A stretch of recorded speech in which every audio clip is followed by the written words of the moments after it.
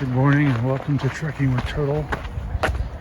Today is the 10th of September of 2021 and we're heading up the Mad Creek Trail to check out some of the early fall foliage, how do you say it? Anyway, look at some of the autumn colors. I know it's a little bit early, maybe like a week or so, but we're gonna see if we can find anything today and enjoy the views.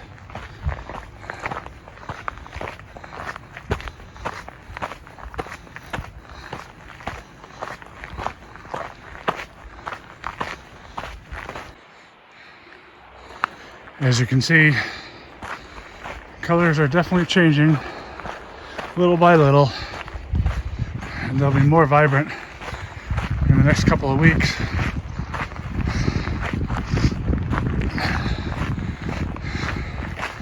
Mad Creek Trail is usually a heavily trafficked trail.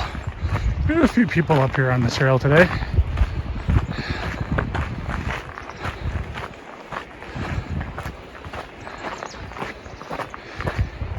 It goes all the way up into the Zirkle Wilderness area.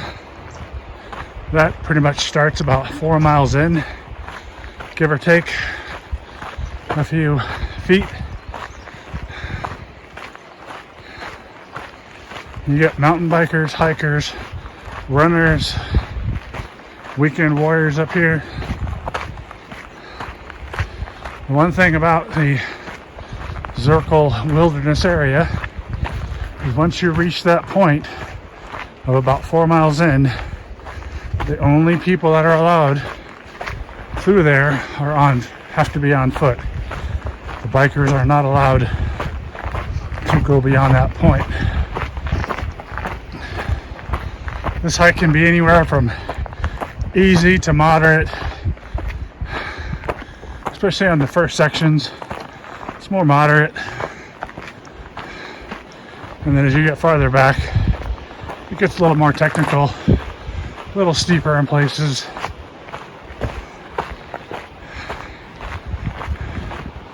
Might encounter a few animals on this trail: cattle, deer. I'm sure there are elk, moose, bear, some of which I've never seen, some of which I hope to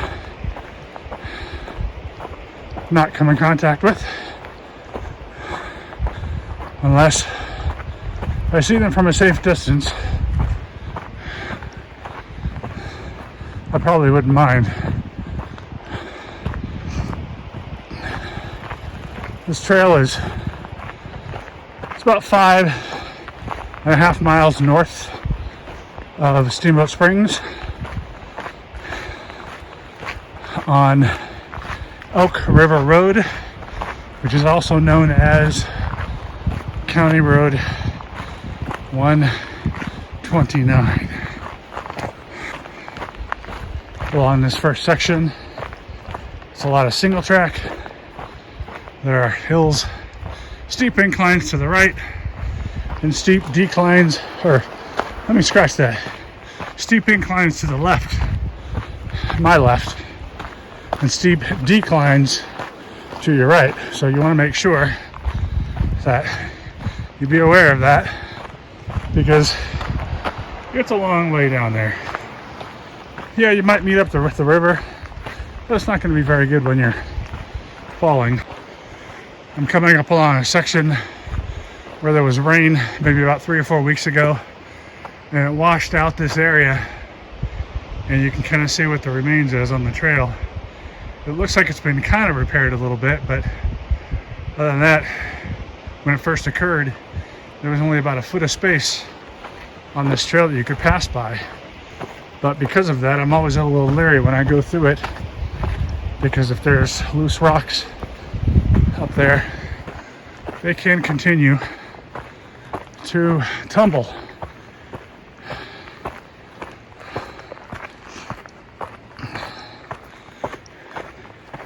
And I would prefer to stay upright and maintain consciousness.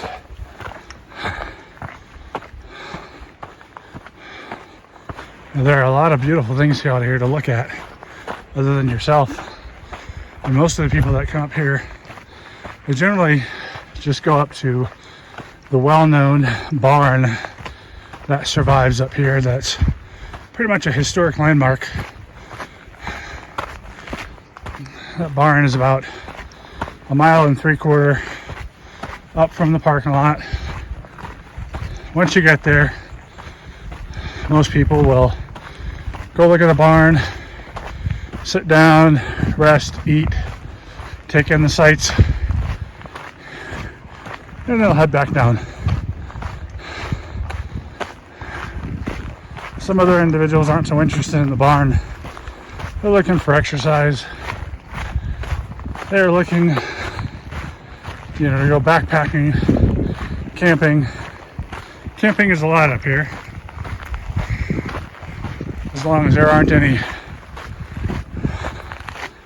fires in the area to close it.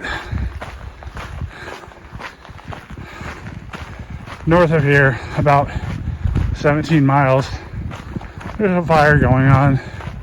Not huge, it's been burning since July 9th. It's called the Morgan Creek Fire. You can look up online and get all the necessary information you need from that fire. But it's covered about 7,500 acres. Containment right now is pretty small, but it doesn't seem to be growing.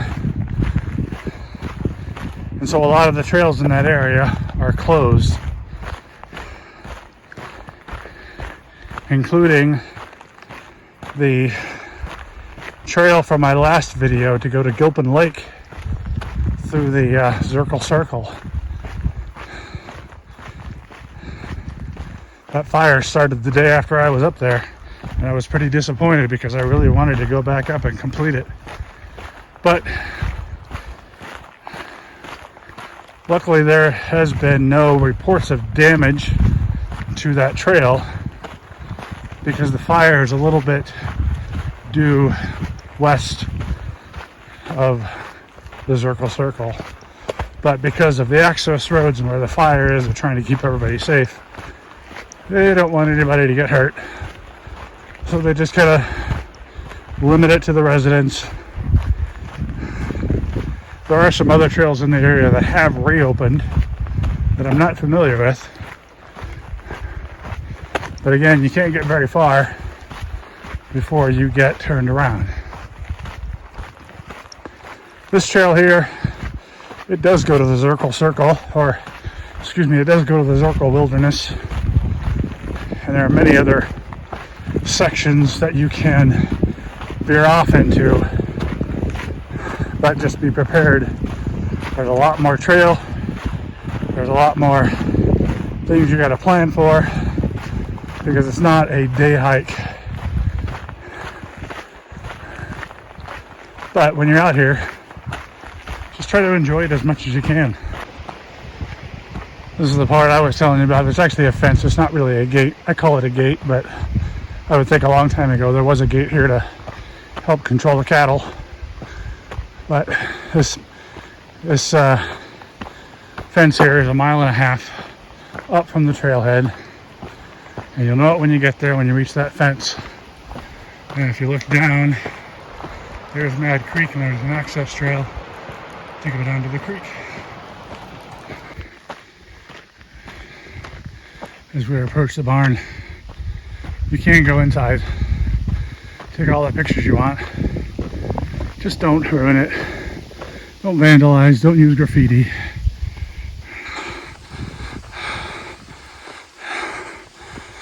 This is the Mad Creek barn, established, built in 1906.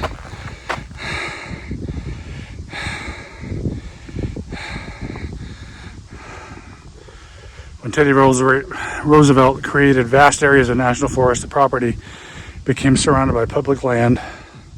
The barn was built in 1900 by local rancher James Harry Ratliff, who later became the first forest supervisor of the Routt National Forest. For several decades, the barn deteriorated until historic Routt County, the Forest Service, and Colorado State Historical Fund partnered to restore it in 2001.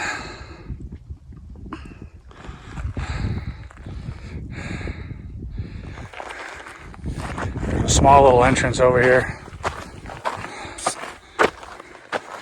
And again, just be respectful of the property. It's kind of fun looking at new stuff, old stuff. But when you start disrespecting the property, that's when there are issues. And then we can't have nice things. This is just a section of the ranch where the cattle usually roam. Obviously this fence has been blown down, probably by wind. Earlier in the season it was wide open. I'll take you inside. There's a couple different entrances. As you go in, you can see the stalls, the troughs.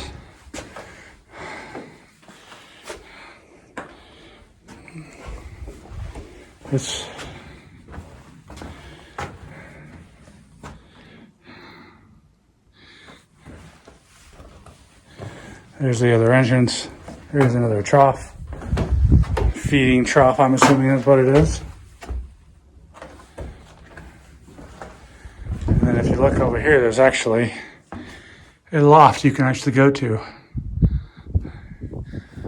I've not been up there, but I would much rather be safe rather than get myself injured.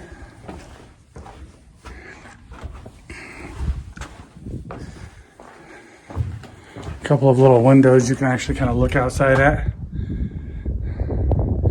Give you a nice view of the area.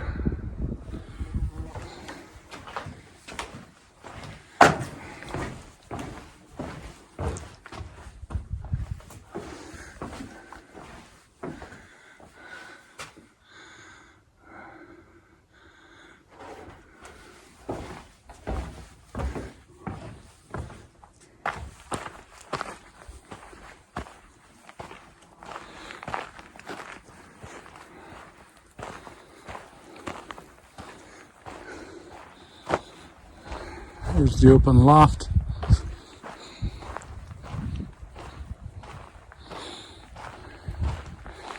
Here's what it looks like from the front, or what I call the front as you're coming up toward the barn.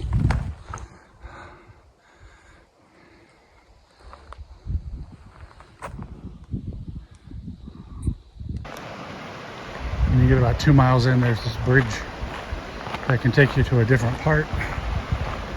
And if you continue to take the trail, it'll loop back around toward the highway and then come out about a quarter of a mile from the parking lot.